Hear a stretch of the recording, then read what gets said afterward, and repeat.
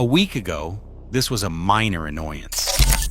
Now it's the biggest fight at the entire World Cup, and it just escalated. Because new evidence has landed, new voices have spoken up, and the hydration break debate that everyone thought would quietly fade has instead exploded into something nobody saw coming. The world's best players are now openly turning on it. Top coaches just admitted on camera what they're really using these breaks for.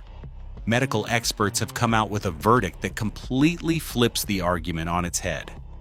And buried in the numbers, somebody finally worked out exactly how much money is hiding inside those 3 minutes. And the figure is genuinely staggering. So let's get into the new stuff. Because the great hydration break debate didn't die down, it took off. And the answer to who's right turns out to depend entirely on who you ask. So let's ask all of them, and follow the trail all the way to the people who never say a word. First, what even is this thing? FIFA has made a 3-minute break mandatory in every match at this World Cup, once around the 22nd minute of the first half, and once around the 67th minute of the second. Players take on water and electrolytes, and play stops dead. In effect, every match is now split into 4 quarters, which is something fans of American sports know intimately, and football fans have never seen. Because in 22 previous World Cups, the game has never once had a scheduled, coordinated break in play. Water breaks used to exist only at the referee's discretion, only when it was genuinely roasting. Now they are locked into every single game, hot or not. FIFA calls it part of its commitment to player welfare, says it is backed by experts, and points to the sweltering Club World Cup last year, where the heat genuinely scared people. And that is where our first group enters the debate. Ask the doctors, and FIFA actually looks good. The medical experts are not against the breaks. They think the breaks do not go far enough.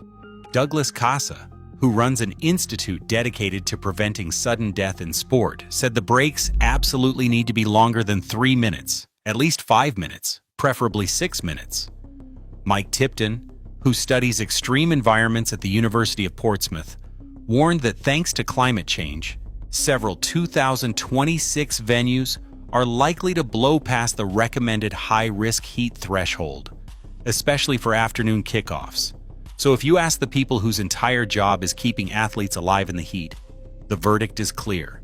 The breaks are necessary, and FIFA should be doing more of them, not fewer. Point to FIFA. But then ask the players, and the mood flips. Netherlands captain Virgil van Dijk said the breaks are interesting, and not in a good way. His issue is that every time the broadcast cuts to a commercial, and he said that is not how he likes it, and it is not great for the neutral fan watching at home. His suggestion was to judge it game by game. If it is genuinely hot, fine, put the breaks in, but do not force them on every match regardless. Belgium's Yuri Tielemans landed in the same split place. He said it can work both ways, and in cooler cities maybe you should not do it at all. But then he admitted that if you do it for some games, fairness means you have to do it for all of them. And there is the trap FIFA built. The moment they made it about uniformity, they locked themselves into stopping games in 19-degree weather in Toronto, in air-conditioned domes with the roof closed, because the alternative, pausing some matches and not others, would be even more unfair. So the players are stuck, and most of them are not thrilled. Now ask the fans, and it's barely a debate at all.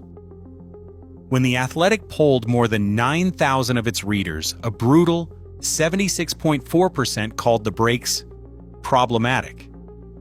Only about 13% said they were no big deal, and barely 10% admitted to actually liking them. And in England's 4-2 win over Croatia, the supporters in the stadium flat out booed when the referee signaled the break. Their number one complaint wasn't even the ads, it was momentum.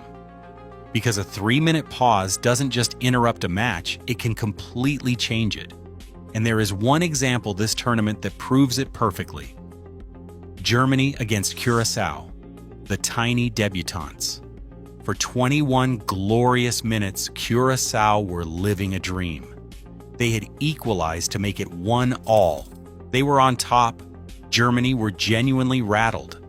And then the referee called the hydration break. Germany's coach gathered his players, settled them down, fixed the problems, and Germany went on to win 7-1. Was the break the only reason? No. But did it stop a struggling giant at the exact moment it was wobbling and hand the coach a free reset? Absolutely. And that will not be the last time this tournament that a game turns on FIFA's 3-minute timer.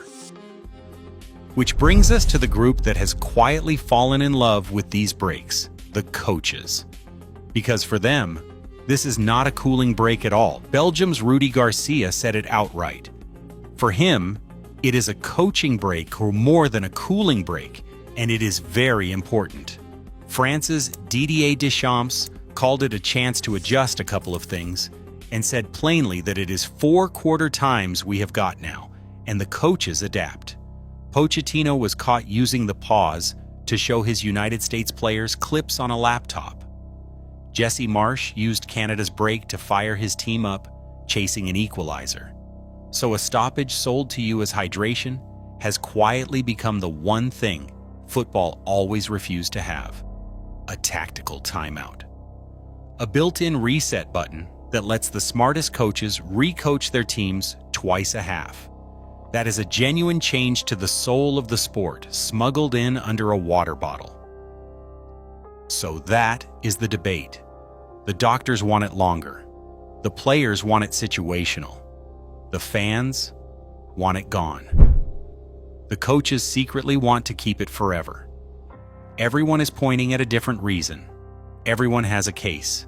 And while they all argue, there is one group sitting quietly in the corner, saying absolutely nothing, making an absolute fortune. Broadcasters. Follow the money, because this is where the debate actually ends. Under the rules, a network can cut to commercials 20 seconds after the break is signaled and has to be back 30 seconds before the restart. Fox in the United States has been cutting to ads every single break. And in the very first match against Mexico and South Africa, it not only ran ads through the break, it came back late, after the football had already restarted, so fans literally missed live World Cup action. And here is the math that explains everything. 6 extra minutes of commercials across 104 matches adds up to roughly 10 hours of brand new premium advertising inventory in the most lucrative TV market on Earth. 10 hours. When asked about its ad inventory, Fox declined to comment. And the thing that gives the whole game away, is that not everyone does it. Telemundo does not run ads through the breaks. Neither do ITV or the BBC. They keep the cameras on the pitch, on the huddles, on the coaches with their laptops, which proves, beyond any doubt, that cutting to commercials was never required by the rule. It was a choice. A very, very profitable choice. So now the real question hangs over the whole tournament. What happens after? Because if there is 10 hours of advertising gold buried inside these breaks, how long before broadcasters start lobbying FIFA to make them permanent? To keep them in every competition, every season, forever. Something that began, genuinely, with the safety of players in dangerous heat, could end up turning football into a 4-quarter, ad-friendly product by stealth. And the most damning question of all, the one nobody at FIFA wants asked out loud: did anybody actually ask for this? Here's the truth underneath the whole debate. The genius of the hydration break is that everyone can find a reason to argue about it. The heat, the momentum, the tactics, the fairness, and as long as everyone is busy arguing about which reason is the real one, the breaks stay exactly where they are. And the one party that never has to defend them, never has to say a single word, is the one quietly cashing a 10-hour check. That's how you win a debate. You make sure everybody is arguing about everything except your wallet. So where do you land? Are the hydration breaks smart player protection, a sneaky tactical revolution, or just the most expensive water break in history? Drop it in the comments. And subscribe if you want World Cup coverage that follows the argument all the way to the money.